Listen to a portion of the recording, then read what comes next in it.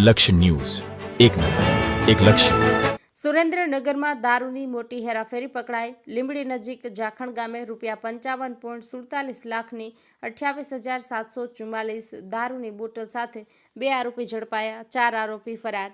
સુરેન્દ્રનગર જિલ્લાના Limbdi police station વિસ્તારમાં SMC દ્વારા મોટી કાર્યવાહી કરવામાં આવી છે, જેમાં જાખણ ગામમાં આવેલા એક ઢાબાના પાર્કિંગમાંથી વિદેશી દારૂનો મોટો જથ્થો ઝડપી પાડવામાં આવ્યો છે. પોલીસે કુલ 28,744 વિદેશી દારૂની બોટલો જપ્ત કરી છે, જેની કિંમત ₹55,47,592 થાય છે. આ ઉપરાંત એક વાહન, 3 mobile phone, 410 covering material bags અને ₹1,900 રોકડ રકમ મળીને કુલ ₹84,69,992નો મુદ્દામાલ જપ્ત કરવામાં આવ્યો છે. આ કેસમાં રાજસ્થાનના 2 આરોપીઓને પકડવામાં આવ્યા છે. ટ્રક ડ્રાઈવર હરદયાલસિંહ નારાયણસિંહ રાવત અને ક્લીનર ભૂપેન્દ્રસિંહ નિંબસિંહ રાવતની ધરપકડ કરવામાં આવી છે.